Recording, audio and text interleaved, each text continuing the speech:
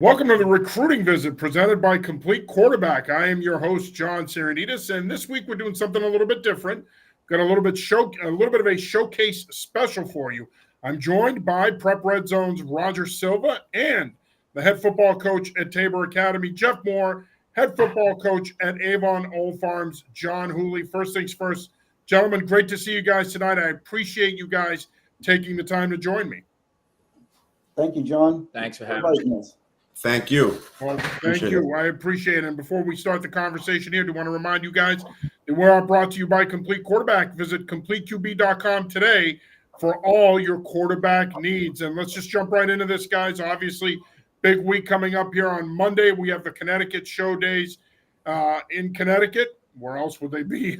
On Tuesday, we have the Massachusetts showcase days. And this has kind of become showcase season here, guys. And I think a lot of this, and John, I know I've said this to you in the past, that I know that you and Jeff have put a lot of time, as well as the other coaches, in the Founders League, in the ISL, in all of the NEPSAC leagues, have put a lot of time into getting their guys ready to participate in these showcases. And I'm going to start there, Coach Wholley. Just some thoughts here for our viewing audience.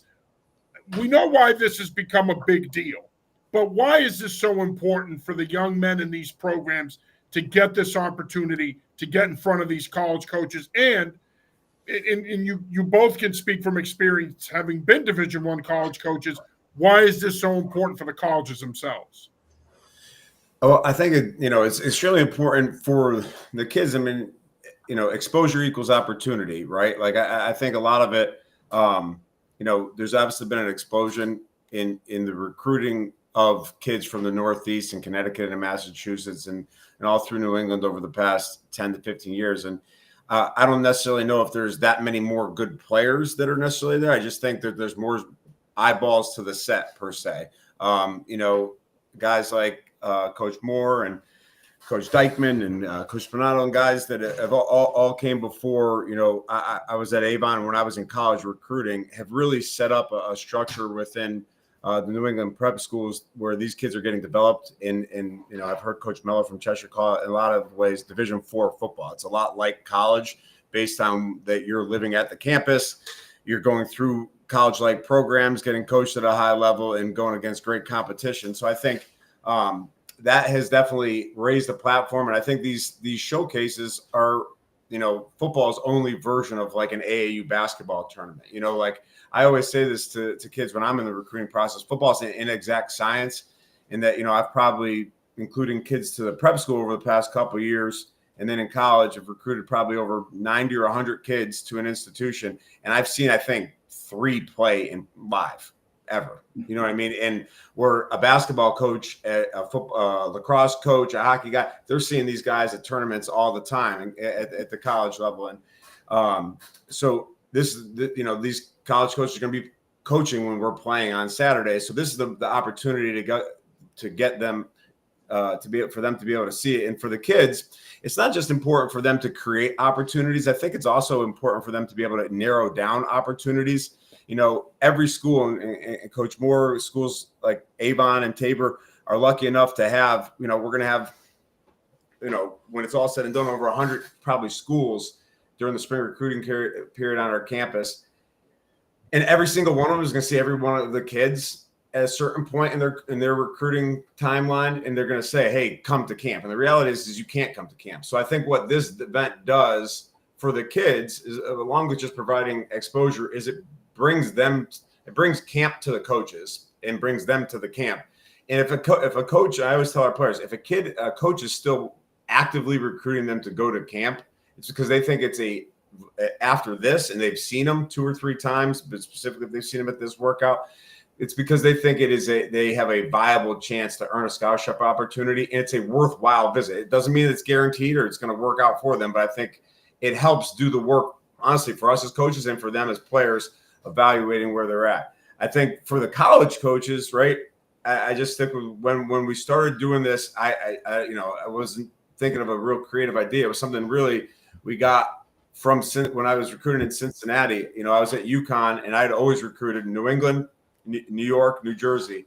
And, 2 weeks before spring recruiting, somebody said, hey, you got Cincinnati. And I spent every night going through all the lists that they give you, mapping out, seeing 7-8 schools a day, and at the end of the day, I was going to be able to see 2 schools out of the 8 work out. One at 6:30, and one at 3:30, 4:30, because 4 schools work at 6:30, 4 schools went at 8:30. So I went a whole week and probably saw 8 schools work out.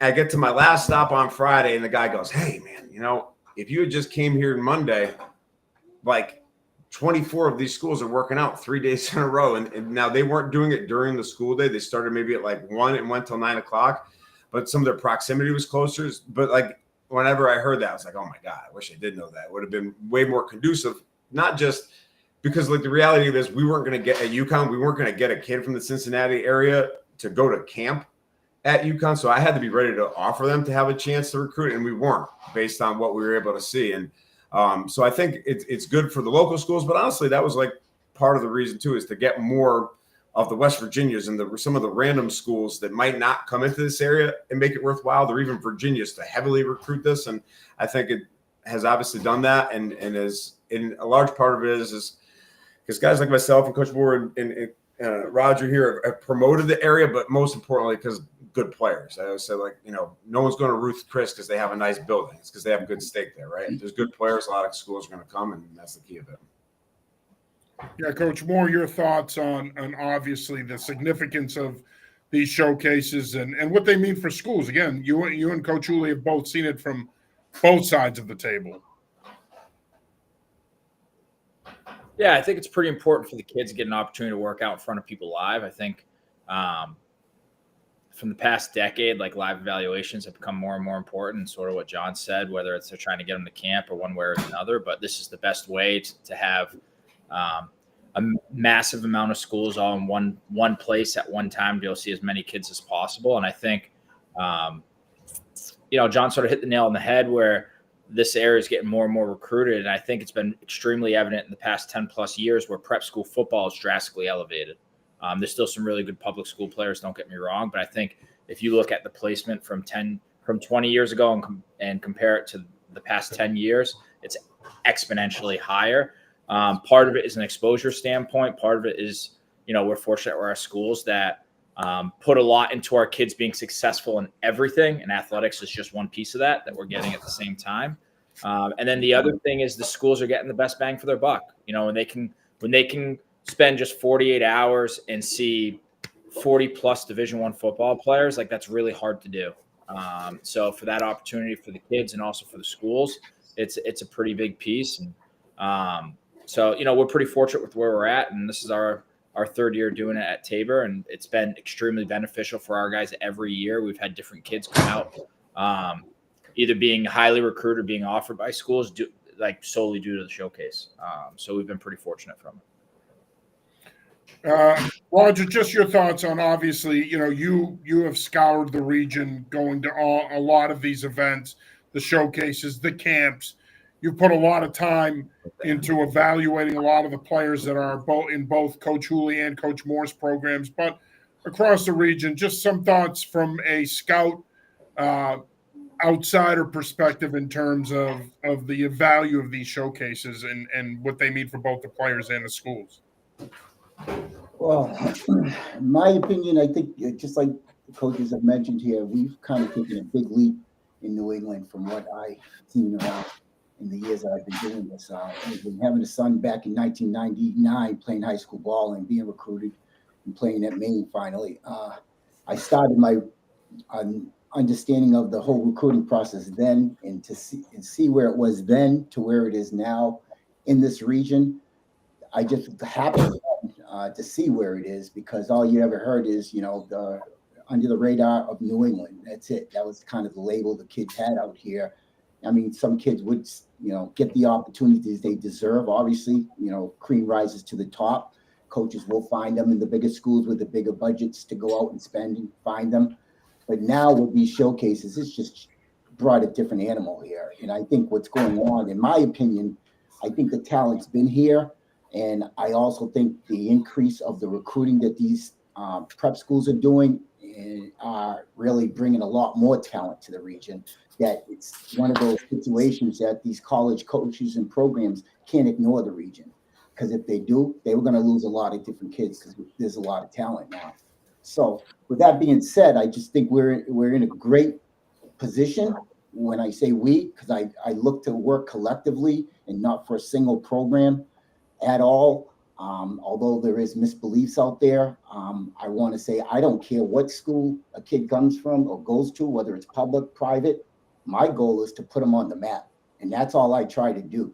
And the coaches that I network with will tell you when they see my data that I provide to them, is the biggest thing with me in these showcases is getting the kids in front of them, okay, and making sure they know about them. Don't pay attention to the number next to the name. In fact, I've taken the number away when I send the data to them. I said, here's a group of kids where I believe they can play, and that's how I want to give it to them so they can do their job in identifying and then evaluating. The most important thing is identifying, because without a database or a place where they can just see it and go do a little bit of homework and take an interest, it is now here where it wasn't there before. Maybe some private companies did their own little thing, but things kind of little change with Prep Redzone, and that's kind of the caveat I've tried to bring to the table. And again, Prep Redzone didn't do anything here other than try to put it on a platform that's been national.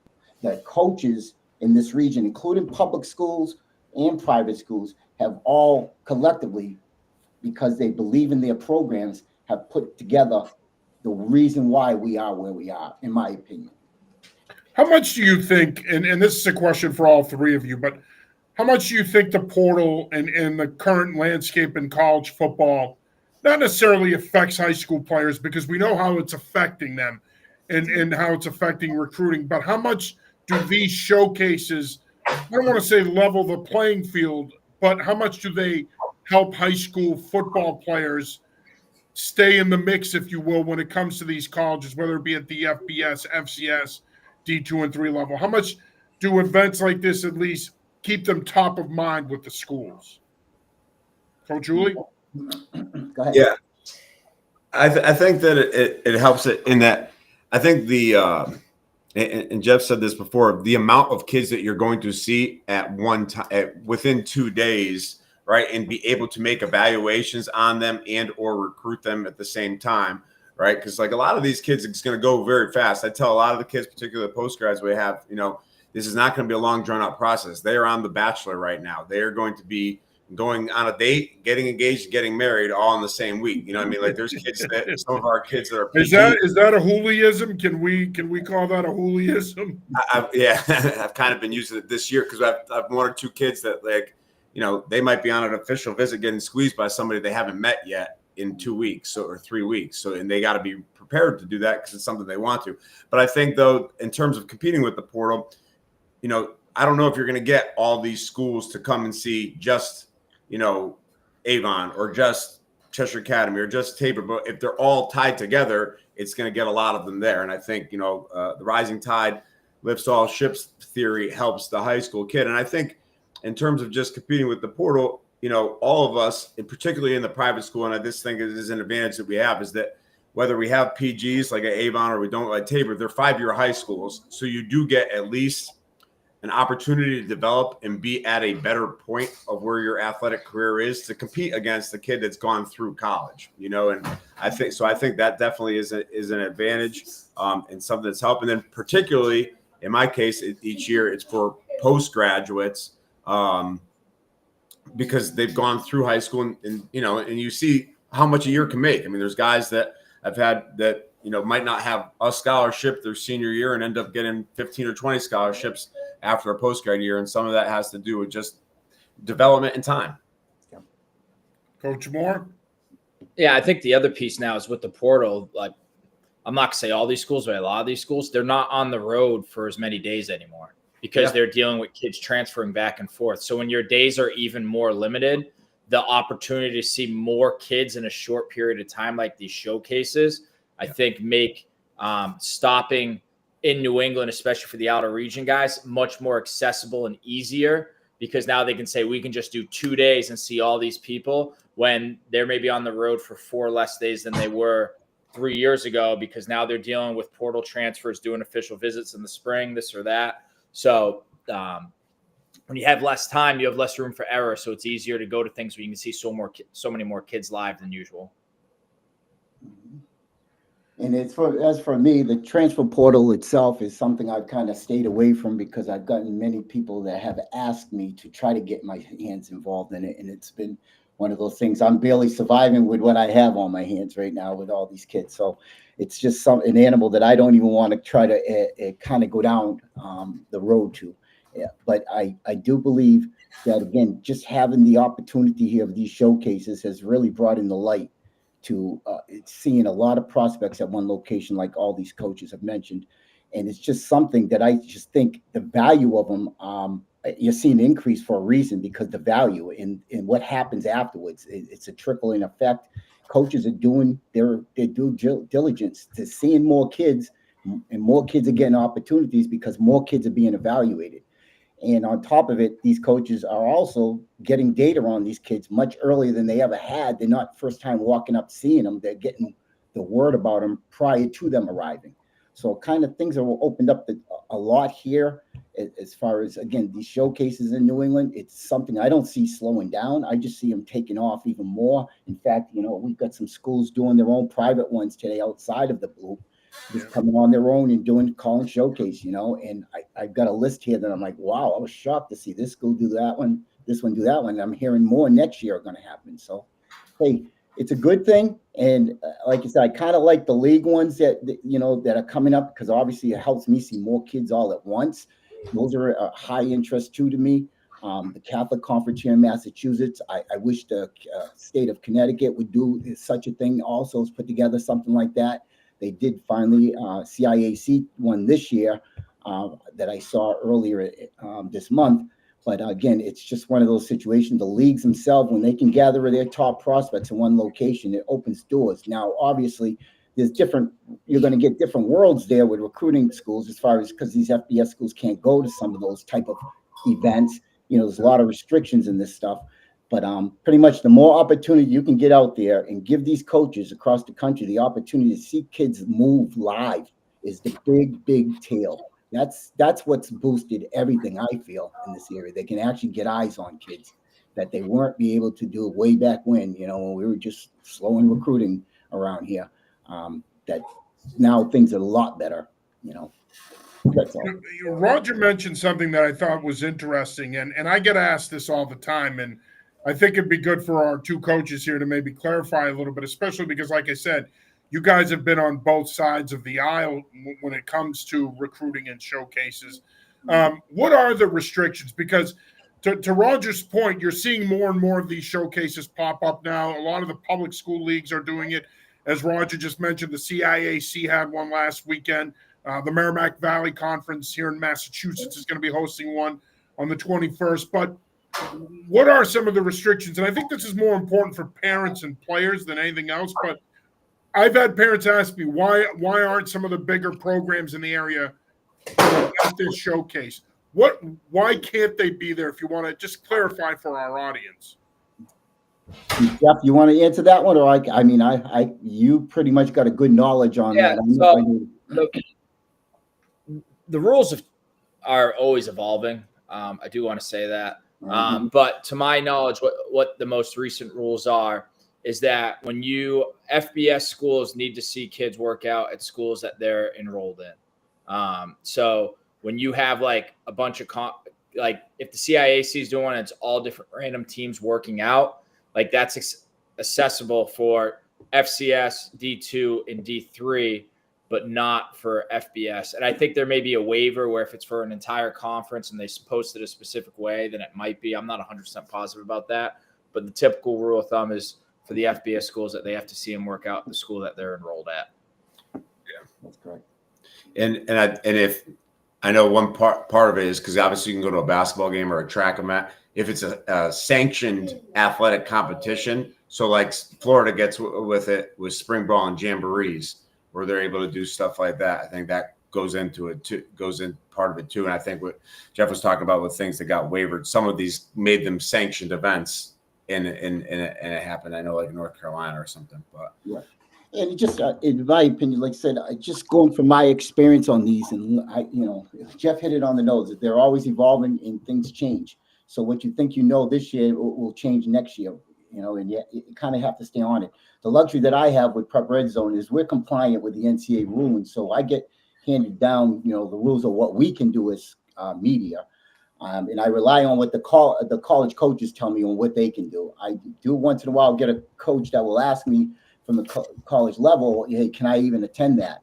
And I always refer them back to their compliance department. I do not want to ever see a program get in any ill result of me telling them something. But again, last year I was at the Catholic Conference showcase here in Massachusetts, and again, lots of talent. There was some a few FBS kids there, and to ask why, which I did, John. I know you get that question all the time. These type of school, big time programs can't be there. It's just as simple as Jeff explained there. The FBS is a different animal. They're held to a higher restrictions. They cannot attend those type of events where it's accumulation of all different kids from different schools all at one location. Now, can you get away from that and all that? Again, I send that all back to the NCAA to answer that. I don't want to get into yes, you can, no, you can't. Some coaches believe you can, not my area. I don't care. I know I can be there. It matters. I'll get my eyes, give my report. But again, these type of showcases, when they start to hold them as a conference, all they got to do is look around and come together as coaches and try to get a little of a projection on what they have for talent in that league. And then they'll know what they can and can't do, and whether one school who has these type of kids should maybe call up or get them to another event to be seen by those type of schools. But again, given this this type of event that we have, the show days in Connecticut and Massachusetts, they've put together because these schools do have those level of kids there, and they're jumping school to school to stay in violation, and so they don't violate any NCAA rules. Okay, so that's the reason why they jump in school to school to school.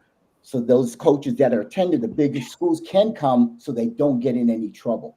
And that's the biggest thing right there. And I know some parents don't understand that, but it's more, they have to be more educated in the NCAA rules out there than to blame it on any specific program or high school coach. Why didn't you invite them mentality? And that's what I hear a lot. And I get those. And it's like, nah, that's not a coach's fault. You just got to learn a little bit about the rules. Well, let's just jump into some of the players here for your two respective programs, Coach Wholley and Coach Moore. And Coach Wholley, I'm going to start with you. Just talk about some of the guys that are going to be working out on Monday at your showcase, and who are some of the guys that might be under the radar that are also going to be working out that we might want to keep an eye on? Yeah, I think we have a good group of kids, both older and younger. A couple guys that are returning. Nate and Shane Olson, and then Buck Craig, who are and Luke Barron, guys that were returning starters that have been scholarship level players, and then a group of other guys that were contributors for us, whether it was Dylan Finch, Austin McGuine, Quinn Mullen, a couple guys. I think we have 9 starters that are returning, and all of them, to varying degrees, are looking to enhance their recruiting profile. And some of it may be to get on coaches' radar. Some of it may be to solidify things. It depends on where they are with the relationships, but I'm excited to see those guys. And then, as it is in all these schools, a large part of it too is the kids that you're bringing in, and some of your younger kids. We have six postgraduates that are coming in, and I know one or two of our postgrads have really started to take off in the recruiting process, as it sometimes happens based on just height, weight, speed, and then maturity. And Charlie Tom, Mike Aua from Charlie Tom, who's a converted tight end that's going to play offensive tackle for us from Darien. And we've had a great PG there a couple of years ago, Christian Allegro from that school. I think he's going to draw a lot of colleges' attentions to come. And then, Michael from Torrington, who's a big safety defensive athlete. And then, I don't want to go into all of them. I think we have, 30 kids working out on the day. And I think probably about 13 of them, I think, are scholarship level players right now or have scholarships. So it's at some level. And, you know, our top probably underclassman that has returned and done things is Hampton Batchelder from Marblehead, Massachusetts, who's one of our team leaders. So I'm very excited about our group. We're bringing in another kid from Mason Leak, who's committed to Boston College. But it's, you know, this while it's for recruiting, it's also a great team bonding. And, you know, we don't have spring ball. So this is kind of the closest thing we get to spring ball while they're working out and just preparing with each other. The kids develop relationships. So I think the day will be a good day. And I think one of the things that's been key to this is just, honestly, the coaches that have done it have let go of personal ego and understand that, like, the strength of Jeff's program or the strength of my program in particular year is going to help another program. I mean, I think one of the things when I started is I wanted to make sure I was working out because Jeff was at Loomis at the time whenever an hour after whenever his guys were done, because I knew there would be a lot of good players there, and it helped me get maybe some of our guys who are a step or two behind in the recruiting process or talent-wise to help. And I think having guys that are willing to help each other with an egoless approach is going to help, you know, ultimately the kids to be a success.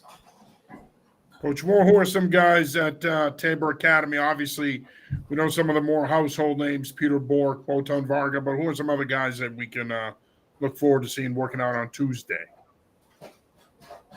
Yeah, so I think our guys who stock, I think, will rise pretty soon. You know, in the 26 class, we have Brendan Farhat, who's got Temple, UNH, Rhode Island, and a handful of other offers right now. And then we have two other 26s, a safety, Paulo Grossi, who's going to be a really good player for us, and then wide receiver, Trey Grant, who's a local kid who's done really well. And then the 27 class, Ryan Davis, a kid from Hingham, who stepped in and did a really good job mid-year last year. He'll be playing center for us this year.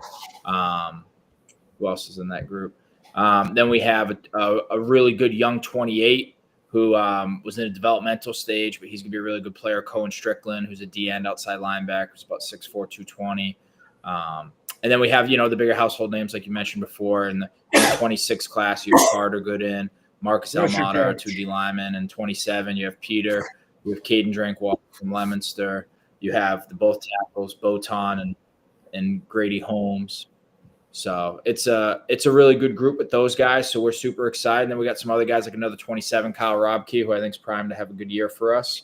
And then we have a bunch of new kids who I'm not going to go too far into, but we're really excited about that they're coming here, and they're coming from all over, other countries, other states. And then we're fortunate we have some really good kids from Massachusetts. And then the one thing I want to touch upon, what Roger touched upon as well, and it's not these 2 days, but I think the others, you know, groups, whether it's the Catholic Conference or other leagues of CIAC, I think it's really important, and they're doing a really good job doing their own days.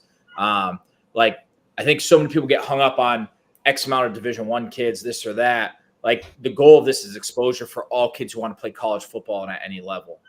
So I think it's important for that. There's so many different showcases that are going on within, you know, the past few days of the next 2 weeks. And then I also think, you know, the biggest pro from Prep Redzone, from all of the other recruiting services, all those others are 99% focused on FBS football, which obviously Prep Redzone does touch upon that. But I think why it's so much more beneficial to New England football, especially the coverage they do for FCS Division II and Division III kids, there's no one else in the same hemisphere as them. And like those kids, it's their opportunity is just as important as all those other kids. And I think that's the biggest piece, is a lot of people get hung up on the top 5%, but that's such a little piece compared to everyone else. And there's so many kids in Massachusetts who are talented enough, work hard enough, do well enough in school to get the opportunity to play at all those other levels as well.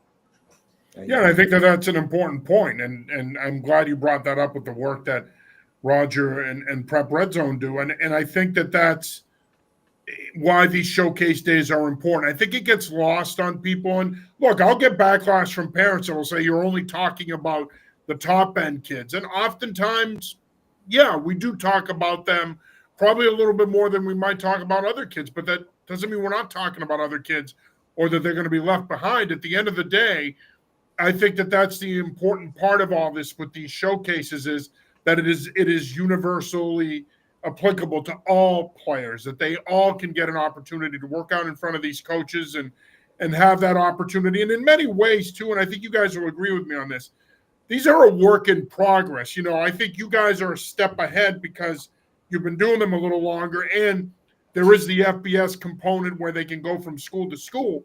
But as far as it goes to some of these other showcases, they still need to refine them. They still need to figure them out. I'd be remiss, though, before I let you guys go, the coaches, if I didn't ask you this. And Jeff, I actually asked you this down in Newport. And John, I'd love to get your thoughts on this. Just some thoughts on, from a media perspective, selfishly, we love it because there's going to be some great matchups this fall and moving forward. But your thoughts on NEPSAC's schedule realignment and some of the potential matchups we're going to see. I mean, you're both going to be involved in some terrific early season games. Yeah. I think it's great. It's as great as the headline matchups are, whether it's Jeff playing Williston or Exeter and Choate. We always play Brunswick, but playing them the first game of the year obviously brings another element of excitement to it. Or us playing BB&N or Dexter, which are powers been extremely successful for the past however long, and playing them is awesome in a regular season game. I think it's the biggest thing is just the competitive balance, and that when you're going into games this year, as I look at it, there's far more games where teams are as good or better than us, and if we play bad, we can lose. And sometimes I think what has happened sometimes in football is different than basketball. That is, if a school goes on the uptick and a school goes on the down, like it makes it unrealistic for the competitive matchup, and honestly, from a safety standpoint, and it's not fun for the loser, and honestly, for the winner when if you're up 40-0 in the first quarter and a half, or if you're down 40-0. So I think the competitive balance of that, I think the element of this to me that will make this the best 3 years, 6 years, 9 years down the road is the component I know that we're building into it for it to be similar to like the Euro with relegation, where it ends up being a relatively balanced amount of teams, and teams go up and down after a certain amount of years, so that programs can stay competitive and this doesn't happen again, because some of the teams that have been down were up for a long period of time and might be down for a little bit and will be back up again. And that's the ebbs and flows of what football is based on, because it's, football is not just a coach game or a team game. It's a community game. It takes everybody. And sometimes things get misaligned and football might go down at a certain place. And, but I am excited about it. Obviously it's a great opportunity to see great matchups. I know I have my, iPad next to me, or watching some of the games when we're playing at night, and Jeff or somebody's playing it the day, or vice versa, to keep an eye on these matchups. And it'll be fun, honestly, just watching the crossover film. I think not just the quality of players, but the level of coaching. And I think that's one thing, having been lucky enough to coach at the highest level of college football the last year, coaching was in the SEC, and seeing not only the increase in the talent of players, but the increase of coaching and how good the guys are coaching, particularly offensively, but defensively as well. And how good it has gotten over the past 4 years since I've been here is honestly remarkable. And it's a competitive challenge, and I'm looking forward to it. I know the team's looking forward. I'm sure everybody is. Coach Moore? Yeah, I'd say the big, I think some of the exciting things is, this is the first time in a while, especially with the ISL and the Evergreen, for like true out-of-league play in the regular season, which hasn't really happened in a long time. The last time the ISL did, it was really just one game where Lawrence played Cheshire Academy when AJ Dillon was there, and Cheshire had, I think, Tariq Black and a bunch of those kids. But now every single team in the ISL virtually is playing an out-of-league game, some of them even more than that. And then I think the other thing, where in the bowl games have been such mix and match the past few years, now there will be a distinct, we'll have 3 classes, A, B, and C. There'll be a distinct Class A championship, a distinct Class B championship, and a distinct Class C championship game in the postseason. So I think that's a really important piece too. And then also, John touched about this. I think these schedules have the most parity in the regular season in a very, very long time. And that was one of the biggest reasons of sort of the realignment and rescheduling, is to try to make as many good matchups as we can every single week. Not to say it's always perfect, but I think this is the best parity in a very long time from class A, B, all the way to C. So we've done a pretty good job with that. Yeah, no, we're looking forward to it as well. I think the matchups are going to be terrific. But I think what it also does is it puts NEPSAC football front and center again, and private school football is front and center again. I mean, for a long time, and you guys know this, and Jeff in particular, you've been in the NEPSAC world for a long time now. It wasn't always like this. I mean, these are historic programs, but they weren't always getting the attention that they deserve. Those programs are getting that attention now, whether it be in Connecticut, whether it be in Massachusetts, whether it be in Rhode Island. You're seeing more and more NEPSAC schools finally getting the recognition they deserve. I'll comment on that one real quickly. And I think that's a result of what these NEPSAC schools are doing. And they're hiring great coaches like you see in front of us. These coaches are coming down from the college ranks. They're putting a little bit more effort and time into the hiring process and getting the right guy in there. And that's what's changing the landscape. I've seen it, and it's just done wonders. You can walk into these games and you can see a game. I mean, it's really, really interesting. And, I still see it growing. I mean, what is it? That one in Rhode Island is, was it Stanley just got? Yeah, I mean, that program's going to explode next. You can see where every school's starting to do. Well, not the River School. There's another one that I'm sorry, I got it at the tip of my head, but I can't remember. But from last year, they played against St. Mark's again. Coach Woody, anybody want to help me here? Coach Woody's program, Middlesex. Is it? Yeah. Middlesex. Yeah, Scott. Yeah, look at him. He's coming from Kentucky. Boom. Here you go. Again, it's all bringing the type of coaches that can coach football, and that's what I think has changed the landscape. You're seeing some football games battle. I mean, I've enjoyed some games. I look forward to it. I mean, again, it's we all love football. I love to see a great game of good football talent. Okay, and when you can go, you have the opportunity. It's so close to you now to go see these type of games. It just brings up the whoa. You know what I mean? Wow, this is going to be a great weekend mentality, and you can see a lot. I mean, and even in the public schools right now, those games are getting competitive too. All right. And a lot of those schools are pulling their programs together and getting the right fit. I mean, that hire in Andover with Jay Phelan, he's a guy that's molded for that job over there. He's a great guy, understands the game, and I got to see the program taking off even more than what it's been in the history. It's the hiring of the coaches and your programs to make these kids. It's all about that, taking the time and finding the right fit, not just putting somebody in there to have somebody. And I see it change programs night and day, And lastly, I want to say, John, before you go, because I didn't get a chance to mention, we do have a good little showcase coming up this weekend here. And I have approximately about, I want to say, 70 kids coming out that are all quality over quantity. And what I mean by that, I got 3 kids ranked at the major Division I FBS that will be performing at this showcase. Got another 22 kids that are ranked at the likely Division I FCS or likely low Division I FCS levels. Got another 8 more kids at the Division II level and 14 kids more at the NESCAT level, basically. And then we got about 14 watch list kids and 12 new kids that are showing up. And I looked at their film. What I'm trying to tell you is it's going to be a great showcase.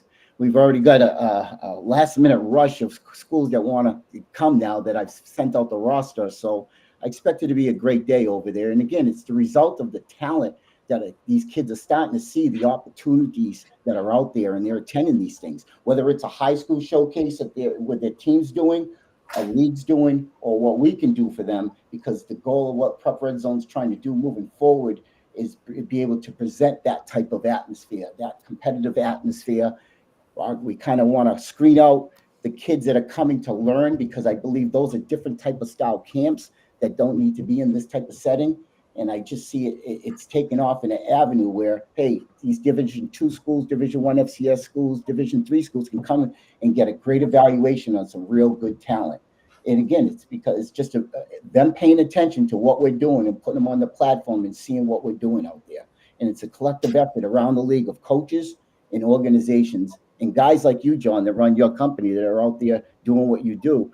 in this whole New England region working together. And that's why I think you see a lot of eyes down here, because I don't see the conflicts as much. I see a lot of guys working together. There's always going to be disgruntledness among public schools and private schools that I see. I don't want to even entertain those conversations. I just look at it like, guys, we are here for the kids. Work together. That's it. My goal, my plan. Hey, so to Coach Wholley and Coach Moore, I wanted to let you go. Roger just took over. He took off on me here. So I know I'm only kidding, of course. But guys, I want to say thank you for taking the time. I really appreciate it. It's always great talking ball with you guys.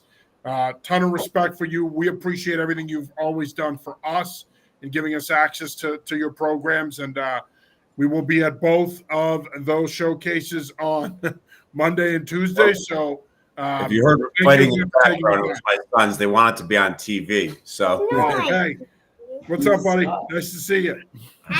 So, thank you again, guys, for taking the time, and we look forward to catching up with you next week at the showcases. All right, thank you very much. Right. Thank you, Coach Wholley. Thank you, Coach Moore. Thanks, John. All right, take care, guys. Thank you. Thank you. Appreciate it. You are watching the Recruiting Visit Showcase Special, presented by Complete Quarterback. I am your host, John Sirenitas, and I'm joined tonight by Prep Red Zone's Roger Silva, who just took off on me. He was supposed to be finishing up the show with me here, but Coach Silva did have to go, apparently. But as Coach Wholley said, as Coach Moore said, obviously this is a big event. We're seeing this now more and more with these showcases. And I think what's great here is that we're seeing this with these showcases now, not just with the private schools, the NEPSAC schools, but I think we're also seeing it with the with the public schools now. Of course, the Hockomock League is going to have their showcase on Sunday at Mansfield High School, 3 to 7. And earlier tonight, I had Jay Fielding on, you head football coach at Andover High School, along with the legendary Brian Aylward at Tewksbury. And we talked a little about the MVC showcase that's going to take place on May 21st. And then, of course, Lawrence Academy is going to be hosting a showcase as well next Thursday, May 15th. That'll be one that'll be certainly worth attending. Of course, Matt Tabor, tight end, headlines, a talented group there for Coach Swepson. So these showcases, yes, there's a lot of them. They're popping up everywhere, as you heard the guy say. The CIAC had one this past weekend. Our Craig Boland was there for that. That was a terrific event. A lot of really good public school talent in Connecticut that got a lot of exposure. But nonetheless, I think that these showcases are important. I think they're great for the kids. And I think that they give the kids an opportunity to show what they can do, whether they be on different sites or if all the programs are on one site. It's a terrific opportunity for young men to show what they can do, because let's face it, that the recruiting landscape in football has changed. It's not what it used to be. We're now living in a time when the transfer portal is dominating college football recruiting. If you're a high school football player looking to get that opportunity to play at the collegiate level, you really have to stand out in terms of your tape. You really have to stand out in terms of your work ethic, the academic component. All of it needs to come together, because you're facing more of an uphill battle now than high school players used to face. It used to be that was the lifeblood of college football and recruiting. That's not the case anymore now. College coaches have to recruit their own guys to keep them in their own programs. They're working the portal so that they can bring in seasoned, experienced players that can help them win. And then on top of all that, if they're going to recruit a high school kid, they're going to primarily focus, especially the FBS schools, they're primarily going to focus on the 5- and 4-star guys. And so this leaves a lot of players, 3, 2-star guys, or lower. It leaves a lot of really good players in a lurch, if you will, because now they're not getting the opportunity. They're not getting recruited the way they were getting recruited before. The offers aren't coming in the way they were before.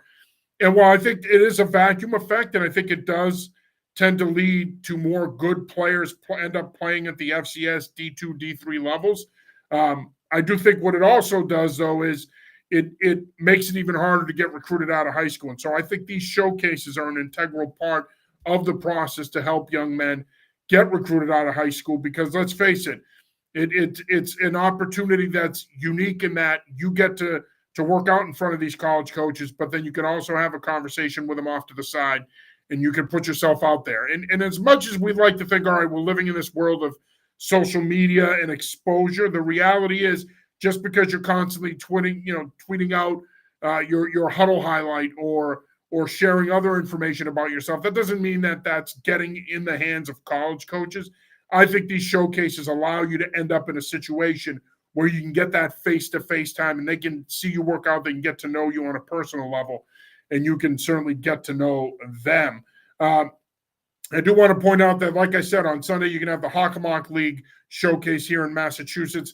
I think this is a terrific opportunity for young men in the Hockey to work out in front of college coaches. There's supposed to be a really good college coaching turnout that's expected on Sunday at the Hockomock League showcase, and I think you're going to see a lot of really good players there. Talon King from King Philip, Nathan Rivera, defensive lineman from North Attleboro, Tommy Villette, quarterback from Mansfield, Nate Paler, offensive lineman from Mansfield. You've got a lot of really, really good players, and that's just naming a few. There's a lot of really good players that are going to be working out on Sunday at the Hockomock League showcase. So I think if you're a college coach out there and you're watching this, I highly recommend you get out to that showcase. Same thing with the MVC showcase on the 21st. There's a lot of really good public school players that are going to be working out at those events. And, of course, we talked about this on the show earlier in the show, I should say. The Catholic Conference Showcase is also a week from tonight.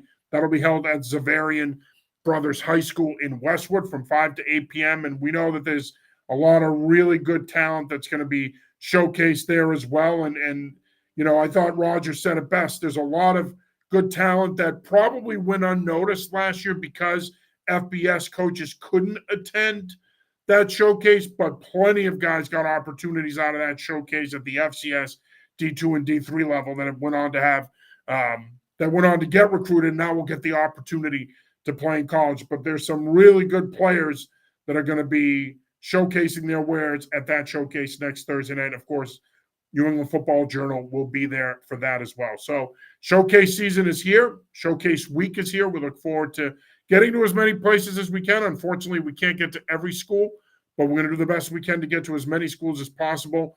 And we'll make sure that we provide you with the best showcase coverage in New England. That'll do it for this Recruiting Visit Showcase Special. I'm John Sirenides. Again, I want to thank Roger Silva from Prep Redzone, and I want to thank coaches John Wholley from Avon Old Farms and Coach Jeff Moore from Tabor Academy. Until next time, peace.